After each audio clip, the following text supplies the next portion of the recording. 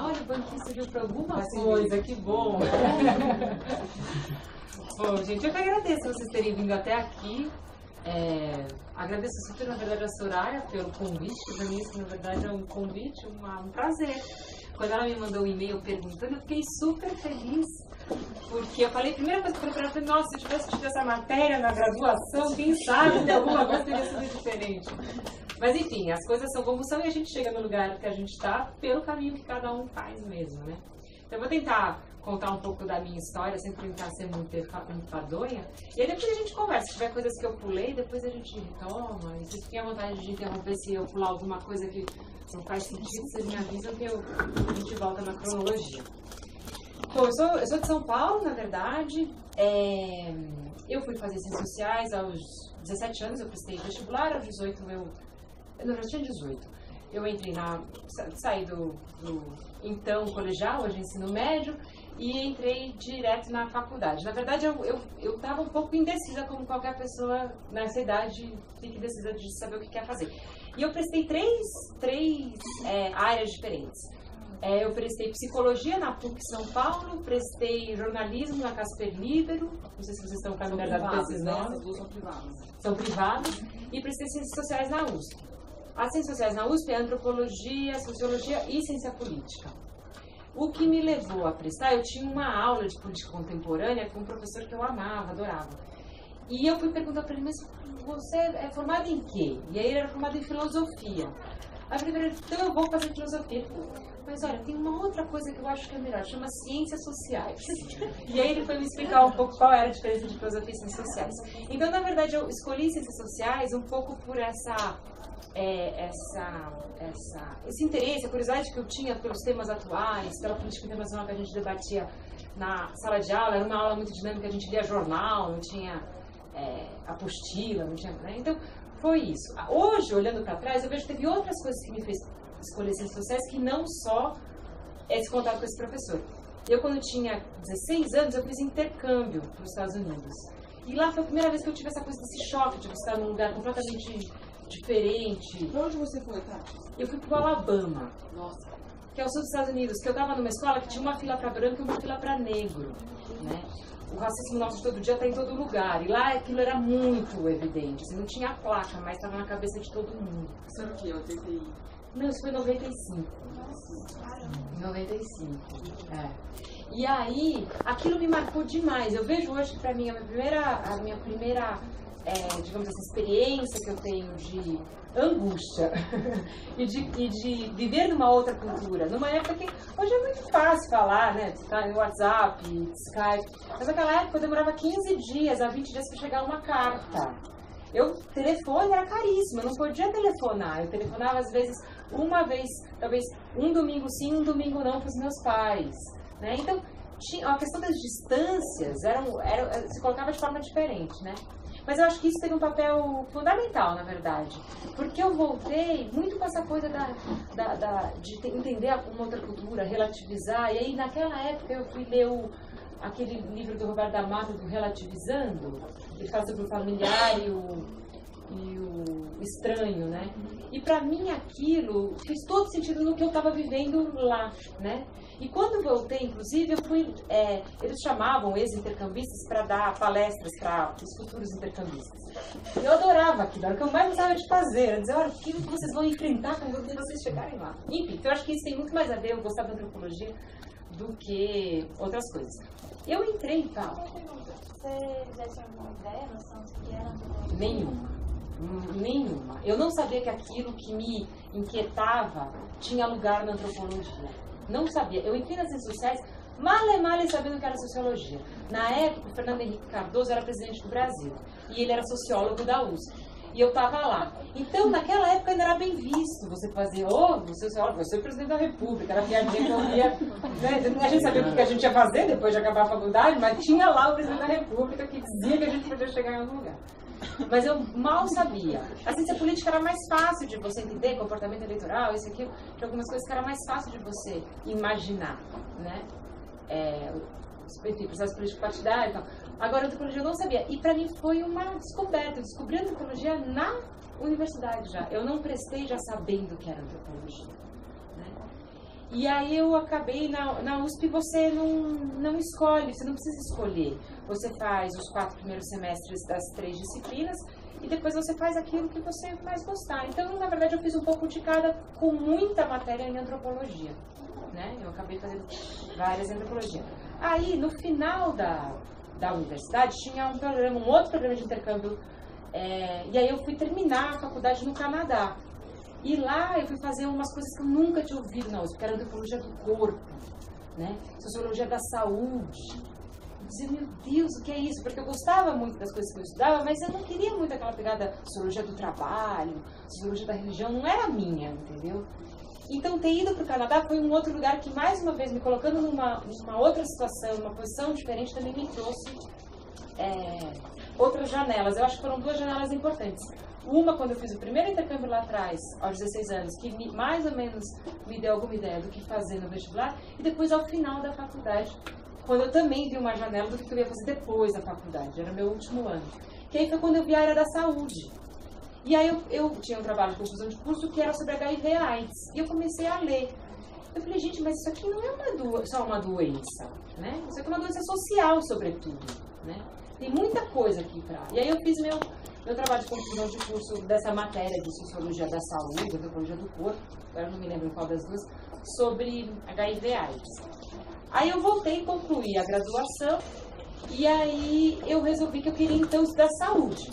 Qual foi a universidade lá no Canadá? Era McGill University, em Montreal. E era uma cidade também que falava-se francês e inglês ao mesmo tempo, que era outra coisa que eu achava espetáculo. Você estava no metrô, você via um falando inglês, você via outro em francês, e as pessoas se entendiam. Cada um falando a sua própria língua ali, né? Eu acho que tudo isso é um pouco que o antropólogo gosta, assim, né? Ou pelo menos uma boa isca, assim, para esse desejo antropológico. Assim. Aí, enfim, voltei para São Paulo e resolvi então que eu ia estudar saúde, alguma coisa na área de saúde. Só que a antropologia da USP não tinha nada na área de saúde, né? E aí eu fui bater na medicina. Eu fui lá na faculdade de medicina, eu me lembro como se fosse hoje. Eu fui primeiro na saúde pública, cheguei na sessão de alunos, perguntei, assim, não, uma cara de pau, naquela época não tinha internet, você já sabia currículo lá, assim, não tinha isso. Aí eu fui lá, você sabe quem é que trabalha com AIDS aqui, na sessão de alunos? Aí falou, professor tal e professora tal, na saúde pública. Bati na porta, não tinha ninguém, bati na porta, não tinha ninguém. Aí fui na medicina, atravessei ali a doutor Arnaldo, para quem conhece São Paulo, e fui na faculdade de medicina. Bati tem um departamento chamado Medicina Preventiva. Alguns é medicina social, enfim. Aí fui lá na sessão de alunos e falei, tem a professora Marinês e tem o professor Zé Ricardo Aires. Bate lá neles. Fui na professora Marinês. Aí eu abri, aí tem uma professora de cabelo vermelho que me olhou assim. Aí eu falei, oi, tudo bem? Meu nome é Tatiana, eu acabei de me formar em ciências sociais. Eu tenho muito interesse em trabalhar com HIV/AIDS. Eu gostaria... Ela olhou assim pra mim, baixou o óculos, assim. Até hoje a gente brinca nessa história. Olhou e falou, essa perdida aqui, né? Falei assim, ó, meu e-mail é esse aqui. A gente tá fechando um relatório pra FAPESP, estamos corrido, não dá pra conversar agora. Mas me manda um e-mail dizendo por que você quer estudar HIV/AIDS, me manda seu currículo e depois a gente conversa. Aí eu fui pra casa e fui fazer a lição de casa. Mandei um e-mail dizendo quem eu era, porque eu queria estudar aquilo, com o meu currículo, e ela me chamou, vem aqui pra gente conversar, semanas, né, passadas. Assim. Aí eu cheguei lá, ela estava começando uma pesquisa sobre adesão ao tratamento. Por que as pessoas tomam ou deixam de tomar o remédio de HIV, né? Que tem tudo a ver, né? Com, enfim, as crenças, as atitudes, enfim, as dúvidas, os medos que as pessoas têm, os contextos de vida. Nesse momento da sua vida, você pensava em seguir uma área acadêmica?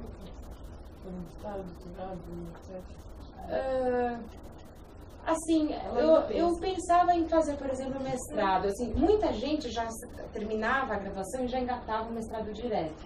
Eu sentia que eu precisava de mais alguma coisa, talvez encontrar um objeto de estudo, encontrar um tema que aquilo me chamasse para estudar, né? E eu sentia que eu precisava de um pouco mais de experiência do que entrar direto no mestrado, né? Então, assim, eu queria fazer, estava no meu horizonte, mas não era no meu horizonte imediato, digamos assim. Mas ainda tá, né, no horizonte? Agora o doutorado, agora tá. Vamos chegar lá. Enfim, aí foi isso. Aí comecei a trabalhar nessa pesquisa e foi super legal. Eu comecei a coordenar o campo de São Paulo enfim, de adesão ao tratamento. E aí eu comecei a ter que saber nome de medicamento, quais medicamentos combinavam com o quê, porque você já deve ter ouvido, é um que chama coquetel. O que é um coquetel? Você combina 3 classes diferentes de medicamento. Então, tinha os pesquisadores de campo que iam a campo e traziam aqueles questionários preenchidos com o que as pessoas diziam que tinham tomado. E eu tinha que conferir se as prescrições estavam corretas, entendeu? No final, a professora Marinês me falava, Tatiana, daqui a pouco você prescreve melhor que qualquer médico, porque você já sabe prescrever e tal. E aí eu fazia, gente, desde colar remédio no papel, porque eram muitos remédios. Então, na hora que o pesquisador ia a campo, ele precisava mostrar para o usuário, é esse que você toma, é aquele, porque às vezes a pessoa não lembra do nome do remédio. Era a caixinha? Você colava o quê? Eu colava um comprimido. Eu colocava um comprimido dentro de saquinho e fazia como se fosse um álbum de comprimidos, porque eram, sei lá quantos na época, né? Hoje o cara toma um só, que tem 3 medicamentos num comprimido. Então é fácil, mas para você ter certeza que o cara tá tomando aquele bando de comprimidos certo, na hora certa, todos na combinação certa, era realmente difícil. Enfim, para algumas pessoas ainda continua sendo difícil. Mas aí eu fazia isso, eu fazia desde ficar colando medicamento, revendo todas as questões que estavam preenchidas de cada questionário que vieram, foram 2.400 pessoas que foram entrevistadas nessa pesquisa e tal. E eu não recebia nada por aquilo, ao contrário, eu pagava estacionamento na Paulista para poder parar meu carro lá, né? Porque tinha uma coisa que eu queria fazer aquilo, assim. Claro, eu tinha algum suporte dos meus pais que sabia que aquilo era importante para mim naquela hora e conseguiam me apoiar, né? Até capacitação, então, para você, né? Fez parte da minha formação mesmo, né? E para começar a me inserir nesse outro mundo, porque o mundo da medicina é outro mundo, no sentido da linguagem, dos nomes, e se você não fala na mesma língua, como qualquer outra lugar que você, qualquer outra tribo, exatamente isso, você tem uma forma de inserção ali, né? Que é importante você entender. E aí, só que eu tinha em mim que eu tinha que fazer aí um mestrado em antropologia. Aí fiz meu projeto em antropologia da saúde para submeter na USP, que não tinha antropologia da saúde, mas mesmo assim eu achava que ia dar certo. Aí, enfim, fiz e tinha professores que tinha feito minha graduação inteira lá, tinha muito entrada e saída com professores de lá, teve gente que leu meu projeto, colegas que já estavam no mestrado que leram meu projeto, deram dicas, eu arrumei e tal. E aí fiz a seleção. No que fez a seleção, eram 10 vagas, eu fiquei em 11º. E aí quando você via quem tinha entrado, você vê que só tinha entrado aquelas pessoas que faziam iniciação científica com aqueles mesmos professores. Pra mim aquilo, gente, foi uma faca no peito, assim. Porque eu realmente... E a minha professora, a professora da medicina, me dizia, presta aqui, a gente agora abriu pra não médicos, porque tinha isso, né? Porque de medicina só podia fazer mestrado quem era médico. E eu vou fazer antropologia, vou fazer antropologia. E aí, não passei na antropologia, voltei com o rabinho entre as pernas, né? Fiquei muito chateada, tal, a gente, né, fica triste, tal. Mas também fui entendendo que a universidade tem essas coisas, né? Tem as linhas de pesquisa, tem o que cada universidade ou cada departamento é mais afeito e que as pessoas têm mais... E faz sentido, aquele professor ele não vai querer orientar um tema que não tem nada a ver com a linha de pesquisa dele, né? E aí eu saquei que eu não dava mais pra ficar, eu ia ter que procurar outras coisas. E aí a Marinês, que era a professora lá na medicina preventiva, eu já estava ali há 1 ano, eu fiquei 1 ano trabalhando na pesquisa, então eu fiquei 1 ano depois da graduação só trabalhando na pesquisa, aí ela me arranjou uma bolsa depois, aí vai dando um jeito, né? E foi muito legal. E aquelas portas que uma porta fecha e abre uma janela, assim. E foi muito bacana, porque ela me disse, Tatiana, eu já te falei, presta aqui o mestrado, você vai fazer, você pode, eu sou sua orientadora e tal. E ela falou, agora você vai ter que assistir umas aulas na graduação de medicina de epidemiologia para poder fazer a prova, porque eu tinha que passar na prova. Você passando na prova, tá tudo certo. E aí eu fui estudar epidemiologia com os alunos de graduação na medicina, que foi um choque para mim, porque eu ouvia comentários na sala de aula que eu não gostaria de ter ouvido nunca na minha vida, né? Quem sai da faculdade de Ciências Sociais, vocês sabem, tem uma forma de se colocar ou de ver o mundo, e principalmente da antropologia, de ver o outro, que infelizmente, em algumas universidades, não dá para generalizar, mas algumas pessoas que vão trabalhar com vidas não têm esse tipo de abordagem, assim, né? Mas enfim, aí aprendi lá as metodologias das várias formas de fazer ensaios clínicos, isso e aquilo, porque era o que eu precisava para passar na prova. A medicina social, né? A saúde pública. Aí tá, aí passei no mestrado, tinha uma bolsa de mestrado e fiz um mestrado na medicina preventiva. O que pra mim foi aquela coisa, talvez, vendo hoje, se eu me arrependo, se eu queria ter feito antropologia, a gente nunca sabe. A gente sabe que a gente chegou aqui pelo caminho que a gente fez, né? E foi muito bacana, porque a medicina trouxe algo pra mim que eu sentia falta nas ciências sociais, que era a aplicabilidade. Que eu acho que, por exemplo, essa matéria, talvez, que vocês estejam fazendo, problematize isso. Eu não tive isso na minha graduação. A gente não podia falar de mercado de trabalho, sabe? Nada. Parecia que falar de coisas mais mundanas, que não a crítica da teoria social e tal, não tinha lugar. E eu saí muito perdida mesmo. Eu lembro que eu falava, onde eu vou procurar emprego? Ia nos classificados. Nunca tinha social. Juro, eu chegava nos classificados. Não achava. Eu lembro, eu e uma amiga... pensando em fazer curso do Sesc, Senai, sabe, essas coisas, a gente, mas eu não quero ser nova empreendedora, eu falava pra ela, né? Porque é uma angústia tremenda, você não sabe o que vai acontecer, né? Os teus pais te pressionaram muito? Não, meus pais sempre foram muito bacanas, assim, eu não posso... Mas foram sempre pessoas que, assim, você tem que fazer alguma coisa, você não pode estar parada. Então, assim, eles me ajudavam durante um ano lá que eu estava na coisa, mas eles sabiam que eu estava na pesquisa, que eu estava trabalhando, entendeu? Trabalhando como assistente de pesquisa, né? Fabiana, só para me localizar. Eu não vou saber seu nome também, desculpa. Você estava formada em bacharel em Ciências Sociais, mas não tinha habilitação, igual tem na UNB. Exatamente. Não, eu sou cientista social, né? Dizem que por causa dos sindicatos a gente pode se chamar sociólogo. X, não sei se isso é verdade. Porque eu tive até que uma vez me sindicalizar, sindicato social, mas eu nunca mais paguei. Já não estou mais sindicalizada. E lá em São Paulo, o sindicato de sociólogos era emprestado dentro do sindicato dos químicos. Tinha uma mesinha. Então tudo isso que eu vi, eu falava, nossa, que futuro promissor que eu tenho.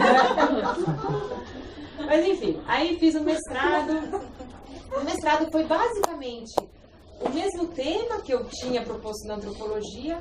Claro que eu tive que fazer algumas adequações, eu não podia, talvez, ter tanta liberdade, talvez, como metodológica, digamos assim. Na medicina, tem aquela coisa muito, né, método, resultado, conclusão. Então, assim, tinha uma coisa... Outra coisa, quando eu defendi o mestrado, eu tinha que usar aquela toga, sabe? E eu dizia, mas eu não sou médica, eu não preciso, né? Posso passar sem? Não, tem que usar e tal. Então tem essas coisas. A medicina preventiva da USP é um departamento muito tradicional, assim, muito conceituado, então não vai dar peso no Brasil. E eles gostam dessas coisas. Enfim, o mestrado foi muito legal, porque me abriram várias portas. Essa professora, eu trabalhei com ela em várias outras pesquisas, e aí ela... por exemplo, uma das coisas que aconteceu, enquanto eu trabalhava lá, ela tinha sido convidada para fazer uma avaliação de serviço de saúde em Moçambique, porque aí eu trabalhei nessa pesquisa de adesão, depois trabalhei numa pesquisa sobre avaliação de serviços de saúde, e aí ela foi convidada para Moçambique, não podia, me indicou, aí eu fui para Moçambique, fiquei 3 meses em Moçambique trabalhando lá, com isso, aí voltei, e assim, a coisa da medicina tem uma coisa muito prática, e outra, todas as pesquisas têm muito mais dinheiro do que nas ciências sociais, né? Isso é um fato. Então, isso viabilizou com que eu pudesse trabalhar em pesquisa de alguma forma, né?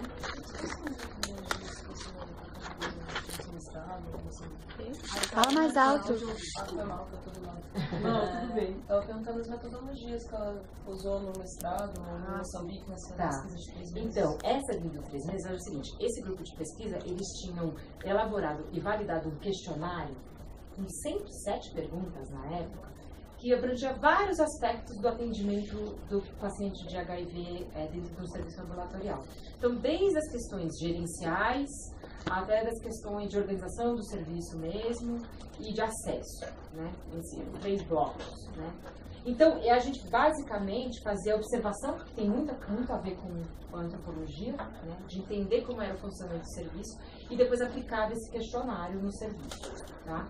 Isso no de Moçambique. No meu mestrado, na verdade, foram entrevistas com pacientes de HIV/AIDS. o que eu estava tentando comparar é o seguinte, essa professora ela já tinha alguns materiais qualitativos de entrevistas com pacientes em 96, quando eles tinham acabado de chegar, primeira vez que chegou os medicamentos. Eu fiz meu mestrado em 2005, então era quase 10 anos depois. Então a ideia era comparar um pouco as representações que os pacientes tinham em 96. Na época eu queria utilizar o termo de representação social, que como é que fala? Na banca Na defesa? Antes da defesa, na qualificação, me desencorajaram firmemente, não quiseram que eu trabalhasse com isso, enfim, mas é isso, são as pessoas que estão ali, né, os repertórios teóricos que cada um tem, mas, então eu fiz na verdade uma análise comparativa dessas entrevistas com novas entrevistas que eu fiz, daí eu mesma, fonte primária, eu entrevistei acho que sei lá, de umas 18 pacientes. E foi muito legal, porque aí eu tinha contato com as pessoas, podia conversar, marcava onde elas queriam, conversava, enfim, tinha um roteiro. Na época até eu usei desenho, ao final da entrevista eu pedia para elas desenhar o que a AIDS representava na vida delas, e vinham vários desenhos, muitas coisas, que dava para você também interpretar e tirar algumas representações, digamos assim, né? Então meu mestrado foi mais ou menos sobre isso. Então, no mestrado foi uma metodologia qualitativa mesmo, de entrevista, análise de conteúdo. E era isso. Por exemplo, isso é uma coisa que você não precisa explicar muito na antropologia. Né? Vou fazer entrevistas sobre história de vida, justificar. Eu tinha que explicar, justificar e dizer como é que era a análise de conteúdo e como é que eram os termos, era pela frequência. Então, tinha umas coisas assim que... Oi?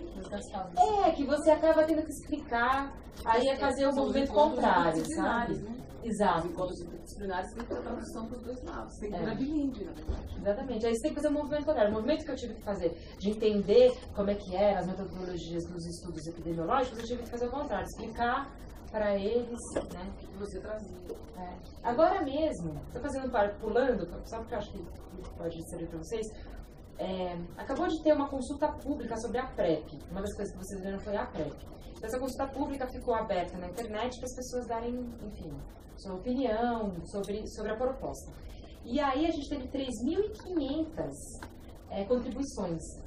400 delas têm campos abertos. Então tem que fazer uma análise qualitativa dos campos abertos. Eu e os infectologistas. Eu finalmente dizer, gente, calma, agora vamos ver como é que a gente vai fazer isso, né? E porque também é isso, eles desconhecem a análise qualitativa. E eu estou adorando fazer esse trabalho agora. A gente pode mandar nos médicos agora. E você acha que nesses embates que ocorreram, principalmente com relação a metodologias, né, no campo da medicina, eles trariam uma discussão sobre ciência que estava em jogo? Por exemplo, você teve alguma vez provar que estava fazendo ciência tanto quanto eles esperavam? Uns profissionais dentro da medicina certamente não acham que eu faço ciência, né? Agora, ali no círculo onde eu estava, é isso, eu já era um departamento que abriu o mestrado para não médicos, era o único departamento da Faculdade de Medicina que tem não médicos. Eu acho engraçado isso, né? Você tem essa categoria, tem os médicos, tem todo o resto da humanidade que são os não médicos, entra todos nessa categoria. Então, assim, já era um departamento avant-garde, assim, já à frente da sua época, né, tal. Então, assim, e tinham pessoas muito bacanas lá. O Zé Ricardo Aires, por exemplo, era um cara que eu fazia curso de... Como é que fala? Seminário de... Curso de... Não é leitura, como é que fala? Grupo de estudos. Lendo Gadamer, que é um interpretativista da hermenêutica. Que tinha muito a ver com algumas coisas que eu gostava de Geertz e tal, né? Então, era um cara dentro da medicina, mas que tinha um viés filosófico, assim, muito bacana. Então, sempre tem focos de oxigênio, mesmo naqueles lugares que você acha que, putz, aqui não é terra arrasada. Acho que a gente sempre tem que procurar e sempre acha alguma coisa. Então, assim, eu não tive grandes embates, não. Assim, de ser constrangida no meu trabalho. Não tive. Porque tinha essas pessoas que você acaba se aproximando e eram pessoas que estavam daí na banca. Então, você também não vai chamar o cara que é epidemiologista hardcore para vir falar sobre o estudo qualitativo, né? Não faz nem sentido. a Chita estava dizendo, só para recuperar um pouco que você estava, que o que o mestrado te abriu de portas. Tá. Você participou de várias pesquisas com a professora Ruiva. Você foi para Moçambique no lugar dela, que ela não pôde ir. Aí você estava contando um pouco disso, parece que isso foi te abrindo portas profissionais para depois do mestrado. Foi exatamente isso, porque aí a medicina me trazia um campo de trabalho muito mais concreto, assim, mais palpável, né? E aí, quando eu terminei o mestrado, eu pedi para a professora, eu falei, se você puder me recomendar para alguém que tenha alguma pesquisa rolando e tal. E ela mandou daí um e-mail para a lista dela, dizendo, olha, minha ex-orientanda, né, indica e tal. E na época tinha um outro pesquisador que é sociólogo, ele é cientista social, Alexandre Grangeiro, já foi diretor deste departamento, o único diretor não médico deste departamento, que ele era diretor de um instituto, lá da Secretaria de Saúde de São Paulo. E ele estava começando uma pesquisa com CTAs, que a gente chama, que é o Centro de Testagem e Aconselhamento. E aí ele me chamou. Ela falou, chama ela aqui e tal, manda ela vir aqui. Eu fui lá e comecei a trabalhar na Secretaria de Saúde de São Paulo. E também era isso, era construindo questionário, validando questionário, fazendo grupo focal com o usuário, para ver se a linguagem que a gente estava usando estava sendo acessível ou não e tal. Aí eu trabalhei um período lá no Instituto. E esse departamento tem uma cooperação com a França de anos, há 30 e poucos anos.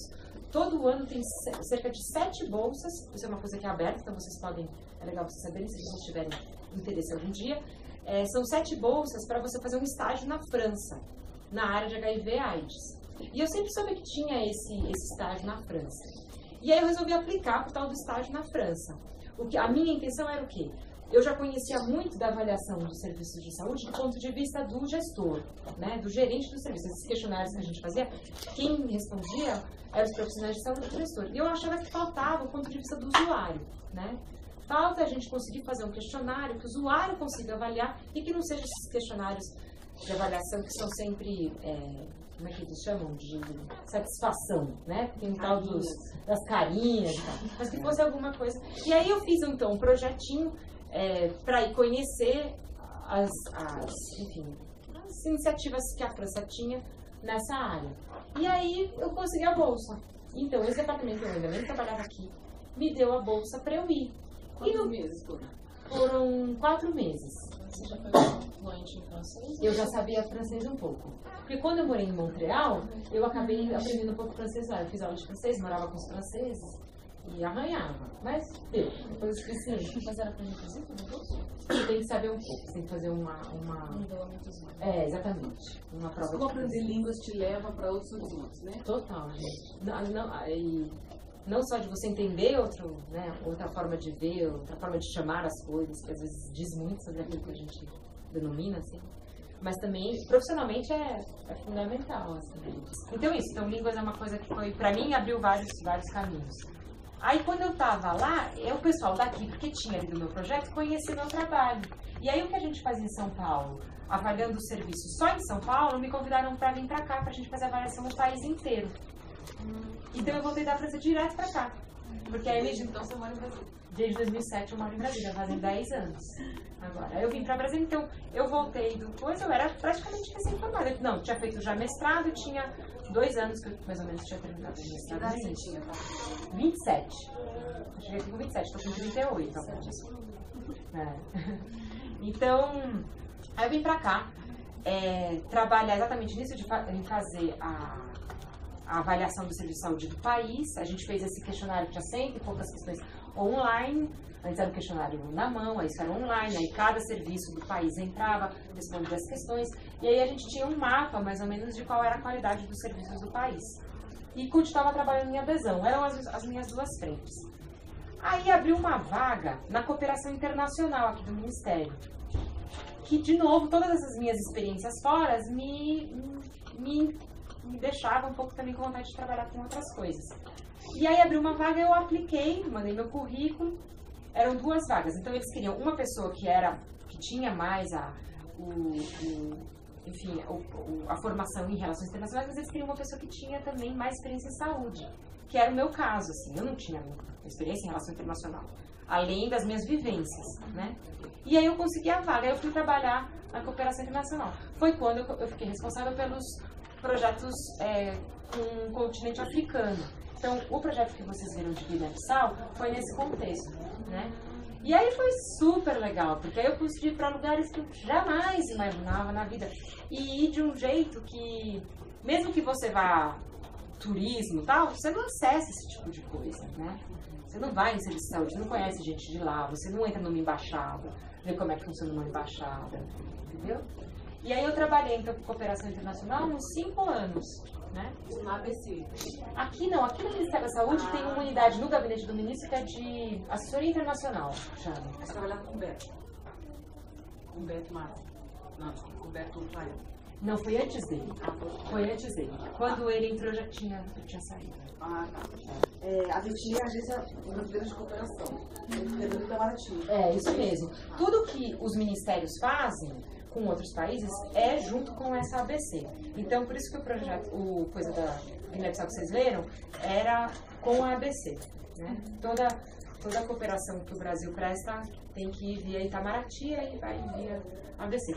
E aí foi isso. Pelo fato de eu falar inglês, pelo fato de eu falar francês, eu fiquei responsável por todos os países de língua francesa e inglesa na África. E aí foi super legal. Era tudo muito rápido, porque aí o tempo que você tem dessas missões é geralmente 1 semana, 10 dias no máximo. Então, assim, eu me sentia, às vezes, desperdiçando a oportunidade. Eu falava, putz, tanta coisa para aprender aqui, tanta coisa para saber, né? Só que também o tempo da política pública, do Estado, também é outro. Da aplicabilidade. Exatamente. Né? Então, assim, era... às vezes ficava aquela sensação, putz, mas podia ser melhor feito, podia ter mais tempo, podia, né? Mas às vezes não é possível. E aí eu trabalhei com vários projetos, aí não era só HIV AIDS, como os que você viu era saúde da mulher, saúde do jovem adolescente, né? Tinha outras doenças, tinha malária, tinha anemia falciforme, geralmente doenças prevalentes nesses países que eles precisavam de algum tipo de capacitação e tal, e demandavam ao Itamaraty, e aí o Itamaraty pedia apoio do Ministério da Saúde, e aí a gente entrava. Aí, enfim, trabalhei com isso há alguns anos. Aí, 1 ano eu saí, fui para o UNFPA, a agência Fundo das Nações Unidas para a População, que era um desses parceiros da Guiné-Bissau, porque como eu trabalhava do lado do Ministério da Saúde, quando acabou o projeto, abriu uma vaga no UNFPA e eles me convidaram para ir trabalhar lá. Porque conhecer meu trabalho e tal. Aí eu fui trabalhar lá. E aí fiquei lá quase 1 ano, foi na época que eu fui fazer umas matérias da Soraya no doutorado, porque pra mim foi um desacordo, digamos assim. Fui trabalhar no UNFPA achando que fosse trabalhar pelos países, não sei o quê. Cheguei lá, não era nada daquilo, sabe? Enfim, todos os lugares que vocês forem trabalhar, gente, vai ter isso, assim. Tem limitações. E é aquilo que eu falei, você tem que procurar aqueles lugares que você acha que pode ser um pouco mais frutífero pra você, né? Você vai ter um bloco de organismos internacionais, aí vocês vão ver. Vai visitar o ONU-ODC. Enfim, eu trabalhei lá um tempo, aí passei no concurso. Eu até então eu era consultora aqui, né? Tem muita gente que é consultora, que trabalha aqui regularmente, mas é consultora. Aí eu passei num concurso chamado Analista Técnico de Políticas Sociais. Nesse concurso de analista de políticas sociais entraram muitas pessoas da área de ciências sociais. Antropólogos, sociólogos, cientistas políticos e afins. E aí eu falei, agora eu vou ser antropóloga. Achando que eu vou ser... Agora eu vou trabalhar na saúde indígena, né? Porque só lá é antropologia indígena. Aí fui para a saúde indígena. Trabalhava lá com os mais médicos da saúde indígena. Então, organizando a ida dos médicos cubanos que estavam chegando para os territórios indígenas. Tinha territórios que nunca tinha entrado um médico há 8 anos. Foi um trabalho muito bacana, assim, mas também era um trabalho difícil, porque era uma questão intercultural ali que você tinha que conversar muito com esses médicos cubanos que vêm com um tipo de medicina muito diferente do que acontece nos territórios indígenas, né? Aí eu fiquei lá... dos dois lados, né? Intercultural com os usuários, intercultural com os profissionais. Total. Interessante. Foi super legal. Agora, pena que foi curto também, porque aí mudou a direção, enfim, aí questões políticas, quando você trabalha no Estado, isso é muito forte, né? Eu tinha acabado de entrar, eu era concursada, enfim, tinha uma relação com a minha diretora, como eu tenho com qualquer diretora aqui dentro, né? Uma relação de trabalho profissional. Mas, às vezes, quando troca direções, essas coisas, as pessoas têm uma coisa muito persecutória no Estado, às vezes, sabe? Você é de que partido? Você é desse grupo? Você é daquele grupo? Eu não era, né? Claro, tenho as minhas posições políticas, mas eu não estava aqui por causa de nenhum tipo de indicação política, né? Nunca estive aqui por causa de nenhum tipo de indicação política. E aí a diretora nova que chegou achava que eu fosse amiga, sei lá, da diretora antiga. E não era, tinha 1000 críticas também a diretora antiga, não era isso. E aí começou a rolar uma perseguição mesmo, assim. E aí eu falei, bom, não dá mais pra eu ficar aqui. Só que para eu sair de lá, eu precisava trocar, fazer uma permuta.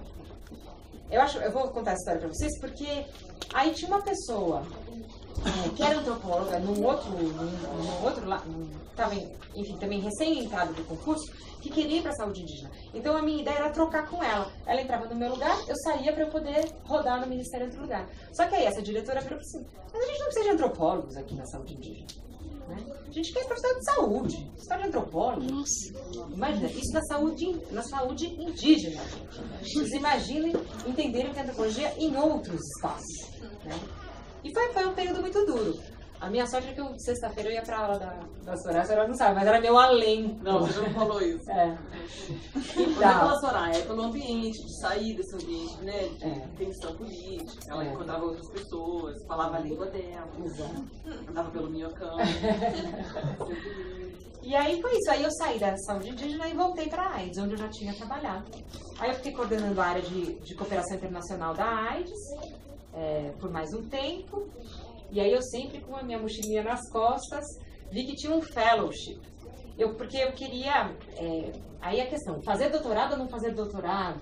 Mas eu quero fazer doutorado com algo que tenha a ver com a minha profissão, com o que eu estou fazendo. Eu não quero ter uma outra pesquisa que seja completamente apartada daquilo que eu faço, porque eu sou uma funcionária pública, enfim, que gosto do que eu faço política pública, e acho que é importante a gente beber fora na universidade, para instrumentalizar, nos ajudar, fazer pensar, refletir sobre a prática, né?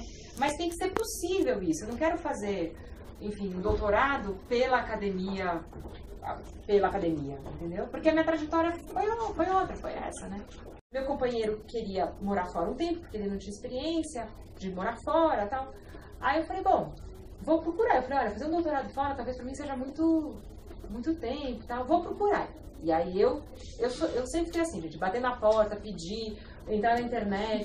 E isso, gente, abre porta, não adianta. Se você tá afim, vai atrás. Não fica com vergonha, manda um e-mail. O máximo que vai acontecer é a pessoa não te responder ou dizer não. Isso não vai fazer muita diferença. Entendeu? Então, não tenha vergonha. Vai, pergunta, pede, mal, dá as caras. Aí eu fui procurar, achei que tinha um fellowship. Olha só, fellowship para servidores públicos no meio de carreira. Em HIV/AIDS. Falei, gente, pra quem vai ser? Né? Aí fui fazer o application, fiz isso, fiz TOEFL outra vez, e não sei o que e tal. E era um programa, enfim, concorrido com gente do mundo inteiro, consegui uma vaga, fui pra Atlanta o ano passado, né? 2015, 2016. Encontrei a Soraya lá. E aí fui pra lá, e foi super legal. Eram 14 pessoas que trabalham com saúde do mundo inteiro. Eu tive amigos do Paquistão, do Bangladesh, do Laos, do Butão, entendeu? Todo mundo numa sala de aula, estudando saúde. Eram aulas de nível de pós-graduação, mas o que é legal é que você, com uma bagagem de profissional, você já tem outros interesses, a curiosidade começa a ser já mais focada, né? Então foi o maior presente que eu pude ganhar, digamos assim, ou que eu pude batalhar. Pra mim foi muito, muito importante. Aí eu saí da cooperação internacional, fui pra lá, fiquei um ano lá, fiquei uns 8, 9 meses em Atlanta, numa universidade em Atlanta, e aí no final eu pude escolher alguma instituição para fazer um estágio. Aí eu falei, gente, eu vou voltar, eu tenho que levar alguma coisa que seja diferente. E até pensando já, essas coisas é importante falar. Quando a gente está numa instituição, a gente tem que saber o que a gente pode contribuir para a instituição e o que a instituição te dá de espaço, né? Eu sabia que eu tinha saído da coordenação da cooperação internacional e que eu não iria mais voltar para a coordenação, para essa coordenação. Então eu tinha que achar algum espaço para mim. E estava surgindo a PrEP nos Estados Unidos. Eu falei, eu vou estudar PrEP. Eu vou saber tudo que é de PrEP aqui. para eu poder voltar para o Brasil e trabalhar nisso. E aí eu fui para São Francisco, que lá, enfim, tem muita coisa nessa área, já no serviço de saúde e tal, e visitei um monte de serviço, fiquei dentro da Secretaria de Saúde de São Francisco aprendendo o que eles fazem lá sobre PrEP, traduzir manual, traduzir ficha, traduzir um monte de coisa para trazer para cá, né? No sentido de ser matéria-prima, não é essa coisa de trazer o que tem lá para cá, mas ser matéria-prima e poder dialogar com isso, fazer contatos e tal. E aí vim pra cá, e desde então estou trabalhando com PrEP, estou responsável por implementar a PrEP agora como política. E tem sido um presente também, tem sido muito bacana, assim, porque é legal você poder começar alguma coisa do zero, de você construir desde a ficha de notificação que o médico vai preencher lá na hora que o paciente for usar o medicamento, até o panfleto que a ONG vai entregar para a pessoa, dizendo para ela o que é PrEP, entendeu? Para ele ir atrás. Então eu estou pensando de A a Z, assim, né? E, enfim, trabalhando bastante. Então é louco, porque num ambiente político que talvez não fosse mais, que não é, né, mais competitivo, eu tive, digamos assim, um pouco de sorte, né, de ter esse espaço para poder fazer isso.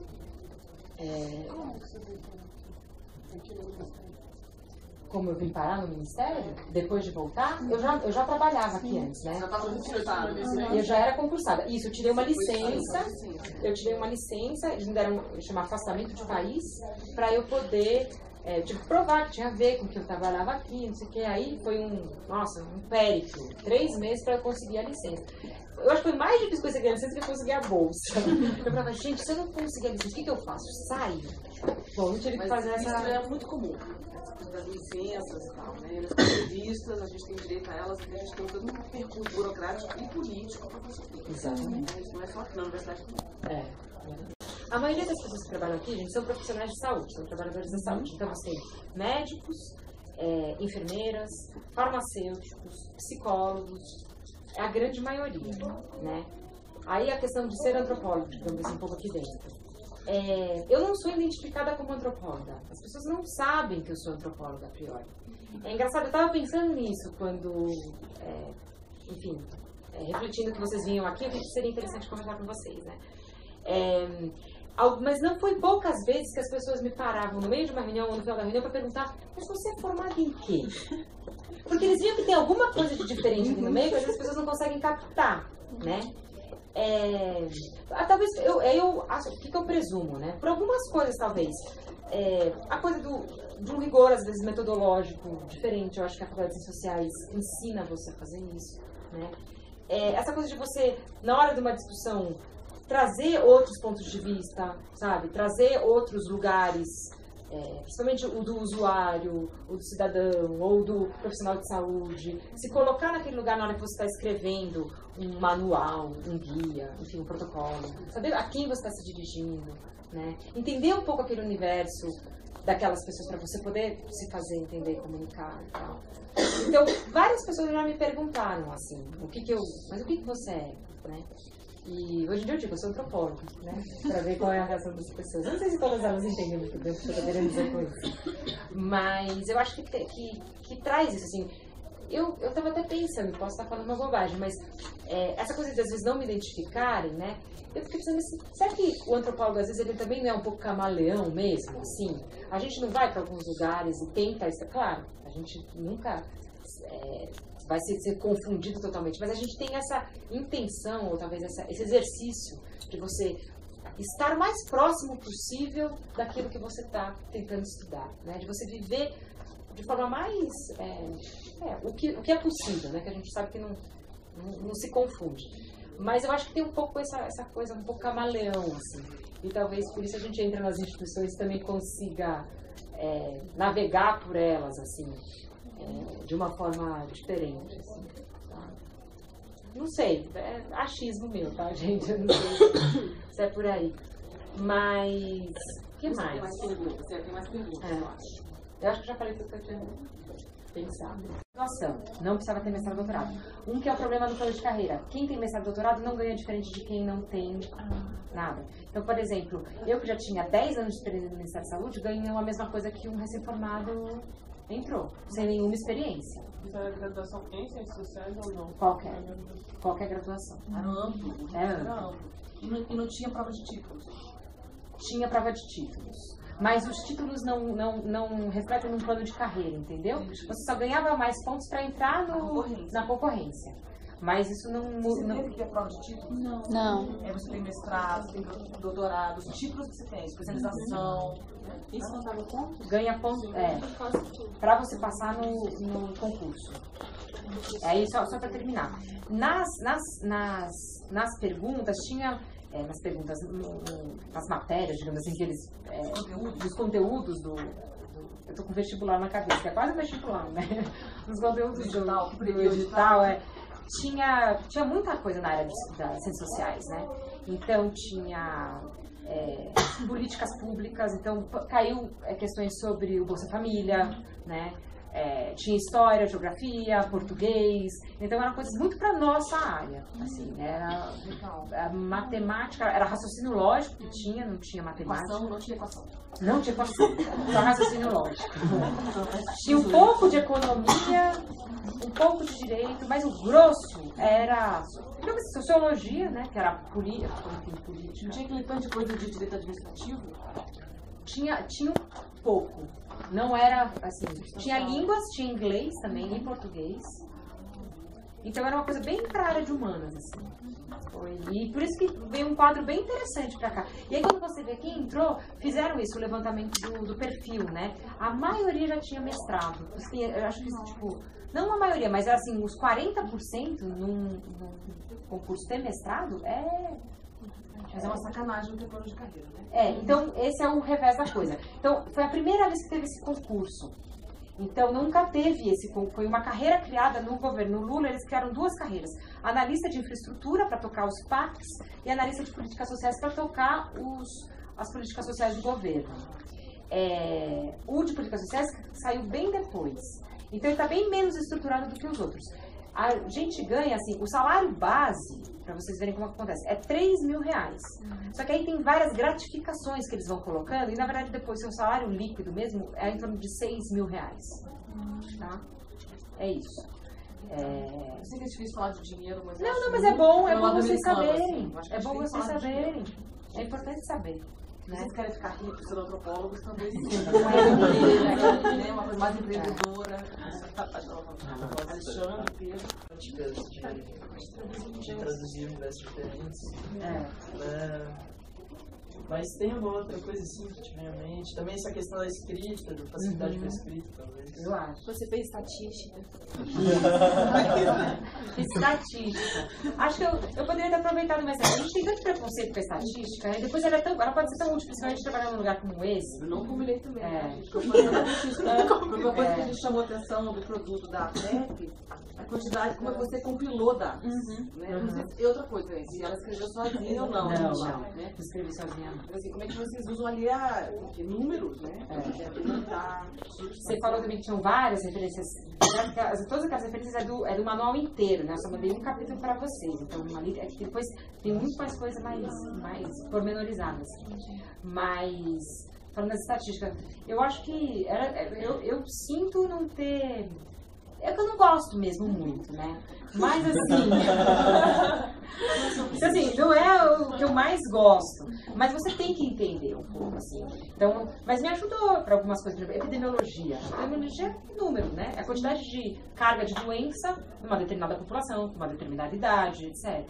Né? Você entender bem como isso funciona e não ficar mero papagaio, entendeu? Quer dizer, 44% subiu. Mas entender um pouco o que essas montantes, essas dimensões representam, significam, entendeu? E aí, de novo, fazendo essa tradução dos números para aquilo que é importante para a vida das pessoas, né? E não só o número pelo número. Então, isso é uma coisa legal. A gente qualifica o número. Porque muitas vezes, como você explica que subiu ou desceu, né? Não é só pelo número que você explica. Isso é uma coisa que você fala meio... Essa é outra coisa que ajuda, outra habilidade que você falou.